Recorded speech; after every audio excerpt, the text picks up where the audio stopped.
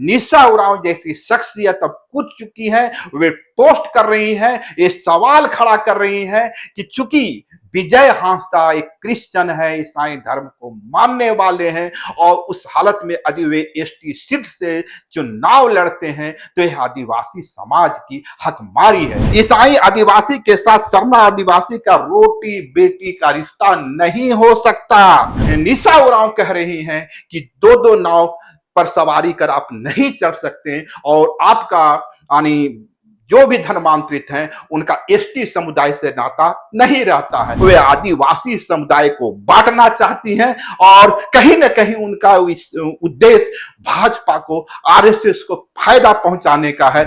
निशा उरांव हिंदू युवक से शादी कर आदिवासी कैसे रह सकते हैं? जो कहा जाता है निशा उरांव के बारे में, जो दावे एलिगेशन आते हैं कि निशा उरांव आरएसएस की ओर से बैटिंग कर रही हैं, भाजपा की ओर से बैटिंग कर रही हैं। दोस्तों, पीछे की यह तस्वीर आप देख रहे होंगे, यह तस्वीर राजमहल सांसद विजय हांसदा उनकी नवविवाहिता पत्नी सुप्रिया मुर्मू की है और कुछ दिन पहले ही, 2 दिन पहले ही कैथेड्रल चर्च में उनकी शादी हुई और बीएनआर में एक भव्य रिसेप्शन हुआ। और उस वक्त जब मैंने यह खबर दिखलाई थी तब आरोपों की कमेंट की बाढ़ आई थी और उसमें कहा गया था कि यह शादी जो है आदिवासी रीति रिवाज से नहीं, ईसाई रीति रिवाज से की गई है। हालांकि उसके बाद के वीडियो में मैंने दोनों ही तस्वीर दिखाई थी कि किस तरीके से आदिवासी रीति रिवाज का भी पालन किया गया और ईसाई परंपरा, ईसाई रिचुअल्स का भी अनुपालन किया गया। लेकिन अब खबर यह है कि उसी तस्वीर पर, जिस तस्वीर को आप देख रहे हैं, सोशल एक्टिविस्ट और इनकम टैक्स कमिश्नर निशा उरांव ने पोस्ट कर दिया है और निशा उरांव उसी तर्क को लेकर सामने आ रही हैं। वे दावा कर रही हैं कि चूंकि एक ईसाई हैं, क्रिश्चियंस हैं और इसलिए इनके द्वारा आदिवासी सीट पर चुनाव लड़ना आदिवासी समाज की हकमारी है।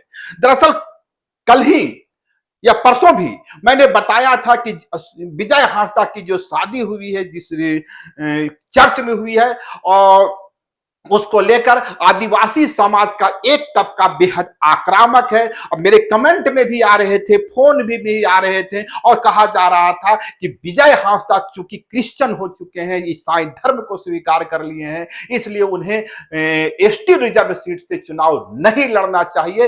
ये जो कमेंट थे आम पाठकों के थे। उसके बाद मैंने वो खबर आपको दिखलाई थी जिसमें आदिवासी समाज, आदिवासी परंपरा और ईसाई परंपरा दोनों को बतलाया था किस तरीके से विजय हांसदा ने दोनों ही परंपराओं का निर्वाह किया है। लेकिन जैसा कि आशंका था, इस मामले में निशा उरांव जैसी शख्सियत अब कूद चुकी है, वे पोस्ट कर रही हैं, ये सवाल खड़ा कर रही हैं कि चूंकि विजय हांसदा एक क्रिश्चियन है, ईसाई धर्म को मानने वाले हैं और उस हालत में यदि वे एसटी सीट से चुनाव लड़ते हैं तो यह आदिवासी समाज की हकमारी है। और इसके साथ ही उन्होंने एक लंबा चौड़ा पोस्ट लिया है जिसका निचोड़ मैंने आपको बताया। उन्होंने कानूनी दावपेच की अब शुरुआत की है। उन्होंने लिखा है, धर्मांतरण से आदिवासियत पर क्या प्रभाव पड़ता है, कुछ बुद्धिजीवी कोड की गलत व्याख्या और कर सोशल मीडिया से समाज को भ्रमित कर रहे हैं। और उसके बाद उनका एक लंबा पोस्ट है और पोस्ट जो है इसी जिसमें विजय हांसदा पादरी और जो ईसाई समुदाय के धर्म गुरु हैं उससे आशीर्वाद लेते हुए दिख रहे हैं, इसको भी उन्होंने अपने सोशल मीडिया पोस्ट का हिस्सा बनाया है।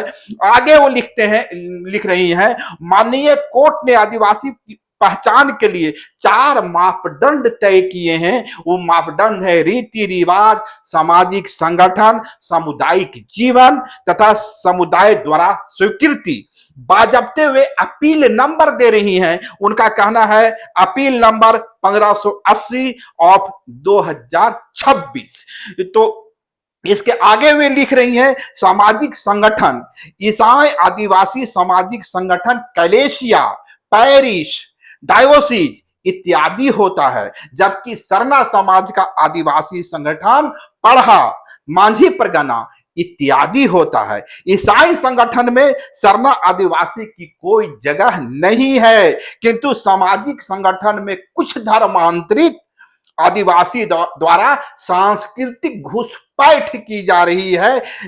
सरना संगठनों में सामाजिक धार्मिक दोनों जिम्मेवारियां होती है, जो भी धर्मांतरित आदिवासी निभाने में सक्षम नहीं है। इस विषय पर भी सुप्रीम कोर्ट के निर्णय सरना समाज के पक्ष में है।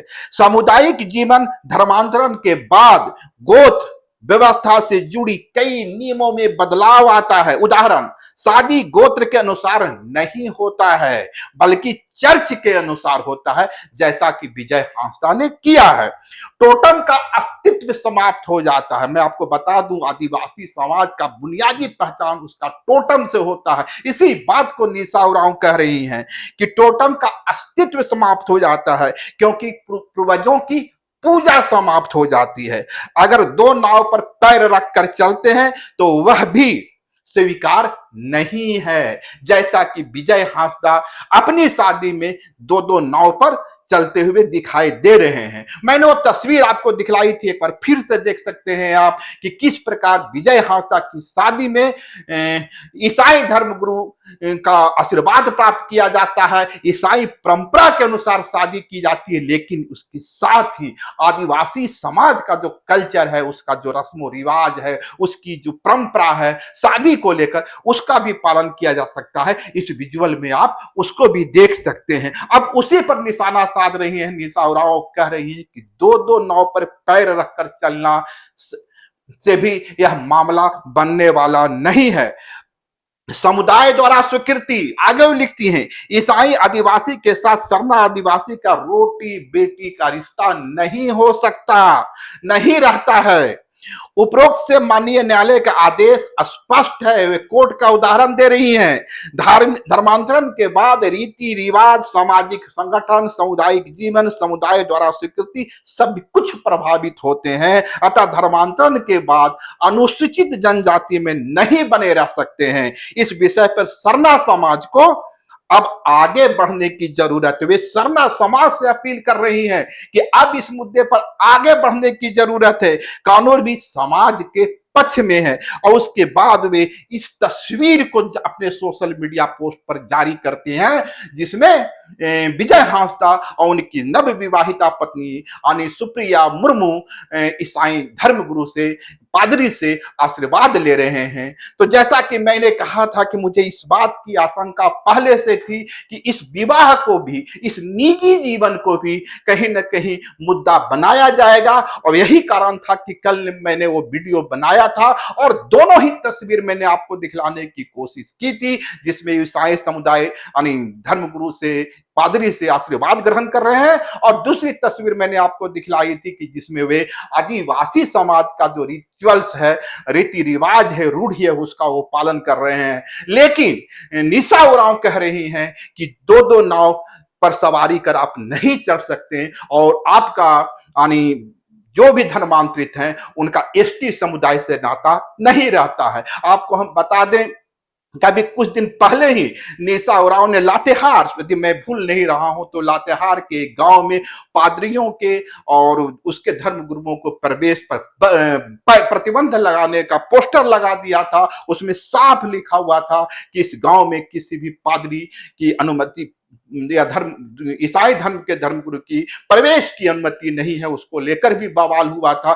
कई एक्टिविस्टों ने दावा किया था कि ये जो फंडामेंटल राइट्स है, धर्म की स्वतंत्रता का, उसका उल्लंघन है। और इसके साथ ही निशा उरांव पर भी काउंटर क्वेश्चन खड़े होते रहे हैं। आदिवासी समुदाय का एक बड़ा तबका कहता रहा है कि निशा उरांव जो कर रही हैं, जो कुछ भी कर रही हैं, दरअसल उसके पीछे उनका पॉलिटिकल इंटरेस्ट है। वे आदिवासी समुदाय को बांटना चाहती हैं, और कहीं ना कहीं उनका उद्देश्य भाजपा को, आरएसएस को फायदा पहुंचाने का है। निशा उरांव डिलिमिटेशन के सवाल पर नहीं बोलती हैं। निशा उरांव डिलिस्टिंग के सवाल पर ज्यादा बोलती हैं। वे डिलिस्टिंग की बात तो करती हैं, डिलिमिटेशन से आदिवासी समाज की सीटें पर जो खतरा हो गया है, ट्राइबल पॉलिटिक्स बिखरता नजर आ रहा है, ट्राइबल पॉलिटिक्स का अस्तित्व समाप्त होता नजर आ रहा है, उस पर निशा उरांव चुप हैं। इसके साथ ही जो तमाम एक्टिविस्टों की ओर से पूछा जा रहा है कि निशा उरांव ये कहती हैं कि ईसाई धर्म अपनाने के बाद आदिवासियत समाप्त हो जाता है, आदिवासी समाज अपनी परंपरा, अपने रिचुअल से दूर हो जाता है। वही निशा उरांव अपनी शादी एक गैर आदिवासी युवक से करती हैं। हालांकि वे बोलते हैं कि निशा उरांव का यह व्यक्तिगत फैसला है, किसी भी व्यक्ति को किसी भी धर्म में शादी करने की स्वतंत्रता है, लेकिन यदि विजय हांसदा धर्मांतरित होने के बाद आदिवासी समुदाय से दूर हो गए, उसके रिचुअल से दूर हो गए, तो फिर निशा उरांव हिंदू युवक से शादी कर आदिवासी कैसे रह सकते हैं? इस तरह के सवाल आ रहे हैं। और आप आज भी देख सकते हैं निशा उरांव का एक पोस्ट के पहले एक दूसरा पोस्ट है, वे जगन्नाथ यात्रा के संबंध में पोस्ट कर रहे हैं। बाबा जगन्नाथ वो लिख रही हैं, जय जगन्नाथ महाप्रभु, जय जगन्नाथ आदिवासी संस्कृति और सनातन संस्कृति का अद्भुत संगम है। यानी वे जब जगन्नाथ मंदिर जा रही हैं तो बता रही हैं कि आदिवासी संस्कृति और सनातन संस्कृति का अद्भुत संगम है यह जगन्नाथ मंदिर। पूरी मंदिर में महाप्रभु जगन्नाथ के दड़तापति पुजारी है, जिसका संबंध सीधे तौर पर सब्बर जनजाति से है। दड़तापति पुजारी भगवान जगन्नाथ को अपना पूर्वज मानते हैं। भगवान की कुछ खास पूजा को केवल इनके द्वारा ही कराया जाता है। जहां तक दड़ापति और ब्राह्मण पुजारी मिलकर एक नहीं होते, तब तक भगवान जगन्नाथ की पूजा नहीं होती है या उनकी पूजा अधूरी मानी जाती है। रथ के आगे झाड़ू लगाना और एक थाली में हर वर्ग के व्यक्ति का महाप्रसाद ग्रहण करना सभी जातिगत भेदभाव को समाप्त करता है। महाप्रभु जगन्नाथ आस्था और संस्कृति और सभी विभाजनकारी शक्तियों का करारा जवाब है। तो समझ सकते हैं कि पहले पोस्ट से निशा उरांव विजय हांसदा पर सवाल खड़ा करते हैं। तमाम धर्मांतरित जो विधायक हैं, नेता, सांसद है, उन पर सवाल खड़ा करते हैं। वे ये बात कह रही हैं कि किसी भी धर्मांतरित व्यक्ति को एसटी रिजर्व सीट से चुनाव लड़ने का अधिकार नहीं है। वही निशा उरांव जिनका वैवाहिक जीवन या सुखमय जीवन एक हिंदू परिवार से चल रहा है, वह भी एक पक्ष है। और वही निशा उरांव भगवान जगन्नाथ की पूजा को आदिवासी संस्कृति से जोड़ रही हैं। यानी जो कहा जाता है निशा उरांव के बारे में, जो दावे एलिगेशन आते हैं कि निशा उरांव आरएसएस की ओर से बैटिंग कर रही हैं, भाजपा की ओर से बैटिंग कर रही हैं, इसी आधार पर किया जाता है। हालांकि इसमें कितना सच है, कितना झूठ है, और क्या वास्तव में धर्मांतरित होने से आदिवासी समाप्त हो जाती है, एक बड़ा सवाल है। क्योंकि कोर्ट के कई फैसले आ चुके हैं जिसमें यह कहा गया है कि सिर्फ धर्म बदलने से किसी का आदिवासियत समाप्त नहीं होता। यदि वो व्यक्ति आदिवासी परंपरा, आदिवासी रिचुअल्स, आदिवासी संस्कृति का पालन करता है। कोर्ट ने यह भी कहा है कि इस मामले में किस धर्मांतरित को एसटी सीट से चुनाव लड़ा जा सकता है या आरक्षण का लाभ ले सकता है, यह फैसला केस टू केस होगा और देखा जाएगा वह निजी जीवन में धर्मांतरित होने के बावजूद आदिवासी संस्कृति और परंपरा का कितना पालन करता है। लेकिन पेच यही है कि विजय हांसदा ने जो शादी की है और जो जिस वीडियो आप सोशल मीडिया में उपलब्ध है, उसमें वे आदिवासी संस्कृति का भी पालन कर रहे हैं। जहां उनके शरीर पर हल्दी लगाई जा रही है, मड़वा गाड़ा जा रहा है, आदिवासी संस्कृति के अनुसार नृत्य किया जा रहा है, संगीत बज रहे हैं। लेकिन दूसरी ओर वे जो धर्म गुरु हैं उनसे आशीर्वाद भी ले रहे हैं, पादरी आशीर्वाद दे रहे हैं। लेकिन निशा उरांव इसी पर सवाल खड़ा कर रही हैं। वे कह रही हैं दो नाव की सवारी नहीं चढ़ सकती। हालांकि एक सच यह भी है कि निशा उरांव भी दो नाव की ही सवारी कर रहे हैं। लेकिन उनका तर्क है कि सरना और सनातन एक है, इसलिए वे दो नाव नहीं एक ही नाव की सवारी कर रहे हैं। अब इस विवाद तो है, और मैंने शुरू में ही कहा था कि निश्चित रूप से विजय हांसदा के इस वैवाहिक जीवन को, जो उनकी पहली पत्नी के कैंसर से मौत के बाद उन्होंने शुरू की है, इस हालत में चूंकि वे किस दर्द में रहे होंगे, पत्नी की मौत के बाद कितनी तड़प रही होगी, कितनी सुनता रही होगी। निश्चित रूप से इस तरह के विवाद खड़े नहीं किए जाने चाहिए थे। लेकिन लाइव लगातार कोई इस बात का अंदेशा था, टिप्पणियां जो मेरे पास आ रही थी, फोन जो मेरे पास आ रहे थे, इसलिए मैंने परसों कल वीडियो बनाया था। और आज देखिए निशा उरांव की पोस्ट ने यह पुष्ट कर दिया, इस पर मुहर लगा दी कि आदिवासी समुदाय का एक बड़ा छोटा तबका ही सही, क्योंकि निशा उरांव के पक्ष में जब आप देखेंगे उस तरह के देखेंगे, दो चार चेहरे ही नजर आते हैं, पूरा आदिवासी समुदाय उनके साथ कहीं खड़ा नजर नहीं आता। लेकिन एक नैरेटिव तो निशा उरांव लेकर जरूर चल रही है।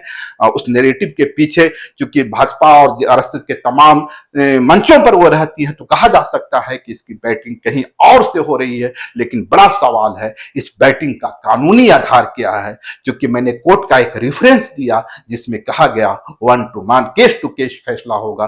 तो क्या इसके इतर भी कोई जजमेंट आता है, देखने वाली बात होगी। फिलहाल विजय हांसदा का वैवाहिक जीवन विवादों में फंसता नजर आ रहा है, लेकिन हमारी दुआ होगी इन विवादों को दरकिनार कर विजय हांसदा अपना जिंदगी जिए और जिंदगी में जो उनके सुख के पल मिले हैं वे एंजॉय करें। ये विवाद तो राजनीति के हिस्सा हैं, आगे भी रहेंगे और भविष्य में भी चलते रहेंगे। शुक्रिया, नमस्कार। लाइव लगातार के वीडियो को लाइक करें, सब्सक्राइब करें और बेल आइकॉन को दबाना न भूलें।